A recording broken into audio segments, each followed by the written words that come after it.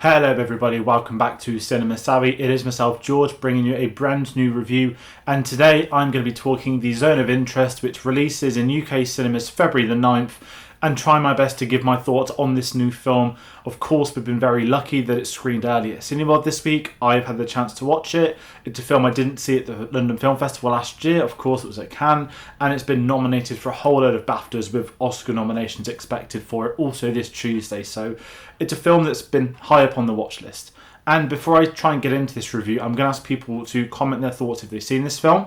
Obviously, with the subject matter, it's a very difficult film to talk about. It's actually a very difficult film to review, if I'm being really honest. I do struggle with films such as this, trying to gather thoughts, think about what to say, and the way in which you're going to be saying and speaking about subject matter such as the Holocaust. So I'm curious to know what people think, those that have seen it, what their thoughts are on the film. And if you do like this video, we're of course going to be doing a lot more about Oscar season. There may be other films of difficult natures like this. We've got a playlist going, so do look at the channel if you are interested in more of our videos. But talking this film, let's try and get to the basics of it. It's written and directed by Jonathan Glazer, a phenomenal director. And I've only actually seen Sexy Beasts, British gangster film from the year 2000. I've still not seen Under the Skin. I don't know how. I've had it on the shelf for about 9-10 years now behind me. And it's a film I'm going to try and tick off for the next couple of weeks. But heading into this film, I knew next to nothing about The Zone of Interest. I had seen there were trailers. I knew it was at the festival. I knew it was going to be about the Holocaust. I hadn't had a discussion. I hadn't seen trailers. I knew nothing. And for films such as this, very difficult films to watch, I'd rather go into it knowing a lot less. Not knowing what the story is, what it's going to be about, aside from the obvious. And I did speak to someone on Friday that mentioned this entire film is shot essentially with wide shots, with long shots, nothing, no close-ups, nothing like that. So I've been really intrigued from a filmmaking perspective checking this film out. The subject matter, again, I didn't know if it was going to be a fictional story, a non-fictional story. I didn't know what to expect. I'd seen, as I said, I'd seen its nominations. Everybody's talking about Sandra Huller, who's in one of the lead roles. Of course, Christian Friedel's also in this film.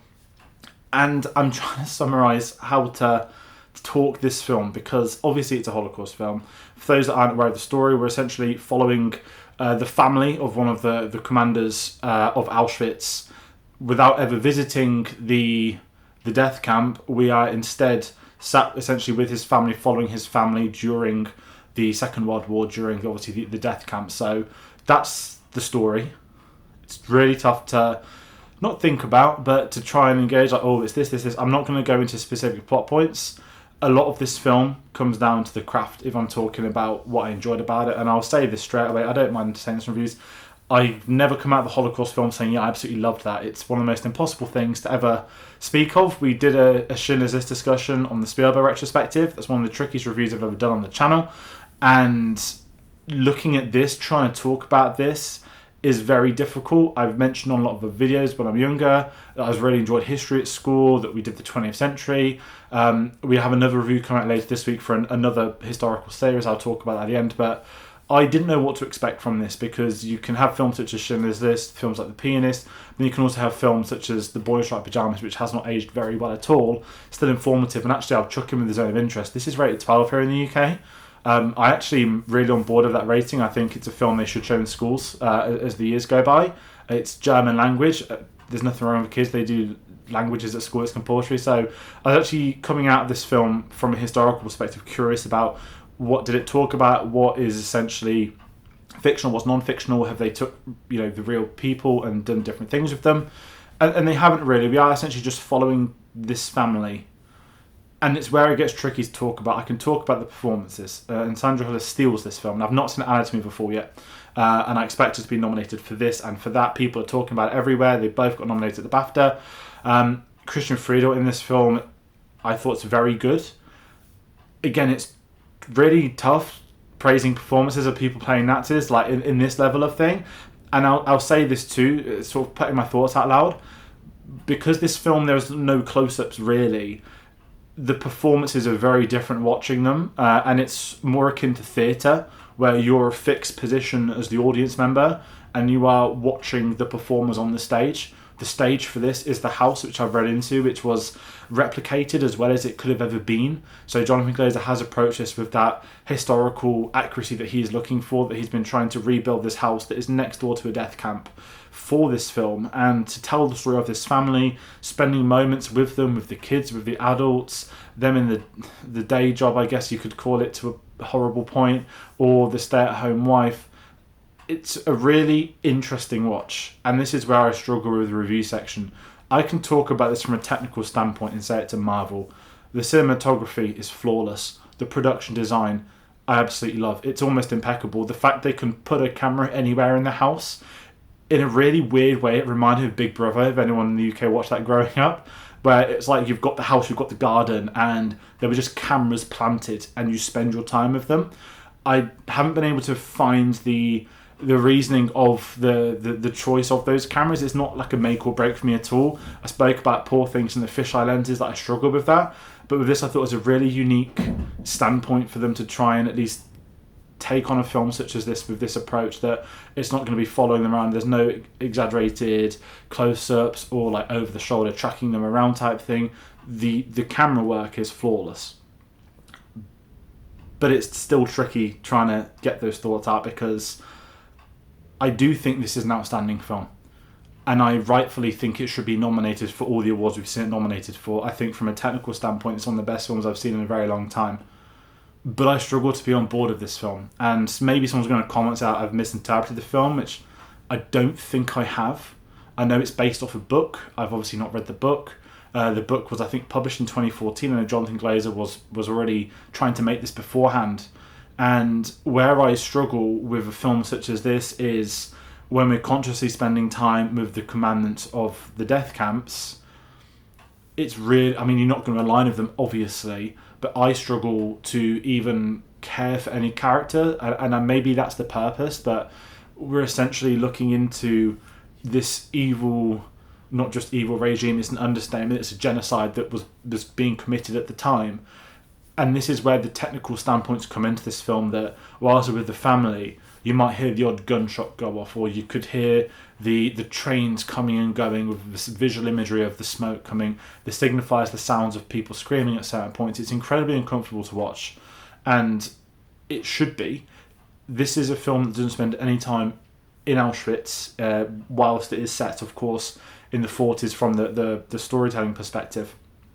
And that choice alone is probably what significantly strengthens the approach for this film, that this is meant to be an uncomfortable watch. There's a moment towards the beginning where it's just a white screen with this like horrific sound effects going over the top. Whether it's the soundtrack or a combination of effects too of the people screaming, I don't know, but the film leaves you in a really uncomfortable state of mind, and I enjoy that about films. But this film in particular, not so much, and I just didn't feel I gravitated towards it as much as others have. Maybe it's worked in the sense I've had this reaction to it that I'm not really on board. But if I want to look at a film such as this, do I want to spend 2 hours with, you know, the families at these camps? No. And some of the most horrifying scenes of this film are actually away from the house. There's a scene where there's essentially a board meeting of all the sort of Nazi generals and stuff like that talking about the plan, and how sinister it is that they're just discussing killing hundreds and thousands of people, almost like a business meeting that everybody has in their office day to day. And we know that stuff happened. We have read about it. People should have read about it, should have learned about it, should have educated themselves if they didn't at school, and it makes it more uncomfortable, which I know is the approach. So maybe I'm talking myself into this stupid cycle here, but from a review standpoint, it makes it tricky to talk about this one, because as I said, I cannot fault it from a technical perspective. There's a moment towards the end where we actually visit Auschwitz today, and we get to see, I guess you could call it, some behind the scenes of the day-to-day what's of the museum. I've never visited there, so I was intrigued, and I also did not ever expect to see it in a film such as this, which kind of gives you that sort of emotional gut punch a little bit stronger. And I will say it was a very small screening of it. There's only 5 people in the room, myself included, so it's not like you were looking what other people were reacting or stuff like that. It was a very intricate experience, but the film's left me in a state of mind where I don't think I'd ever revisit it. And maybe you shouldn't in a film like this, maybe it's informative to a point, but I just didn't like the idea of spending time with people such as that. And I kind of think contextually, without trying to get into politics of now. We're literally witnessing another genocide at the moment. I mean, there's been many genocides of the decade since the 1940s, it's worth adding, but we are literally witnessing one now, and our medias are doing nothing to talk about it. They're dismissing it. They're just talking about a lot of other things. It's unrelated, but there's an uncomfortable comparison to what was happening then versus what is happening again now.